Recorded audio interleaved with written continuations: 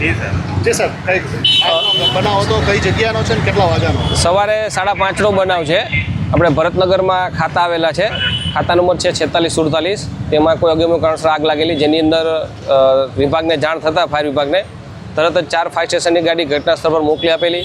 ત્યારબાદ સિલિન્ડર હતા જે બ્લાસ્ટ થતા હતા અંદર, અને 8 સિલિન્ડર અમે અત્યારે હાલ ઓલરેડી કાઢેલા છે, જેનો કબજો પોલીસને સોંપેલું છે. જેમાંથી 3 સિલિન્ડર બ્લાસ્ટ થઈ ગયેલ છે.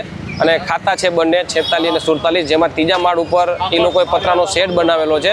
જે પતરાનો શેડ હાઇડ્રોલિક પ્લેટફોર્મથી અને ફાયર ટીમ દ્વારા એ પતરાનો શેડ કાપી અને પતરા તોડીને અને અમારી રેસ્ક્યુ કામગીરી કરેલ છે. જેમાં ટોટલ 11 પર્સન ઇન્જર્ડ થયેલ હતા. એમાંથી 2 પર્સન જે છે એ એક્સપાયર થઈ ગયેલ છે. અને બાકી જે 9 જણા છે અત્યારે સ્વિમેર ખાતે નાની મોટી ઈજાને જે હોય એના હિસાબે અહીંયા લઈ ગયેલ છે. સાહેબ, આગમાં કોઈ કારણ કારણ જાણવા મળેલ નથી, પણ આગ ઓલાવતા દરમિયાન અમારે એક ફાયર માર્શલ છે જેને નોર્મલ ઈજા થયેલ છે, હાથમાં લાગેલ છે, તો એને પણ અમે સ્વિમેર રવાના કરેલ છે.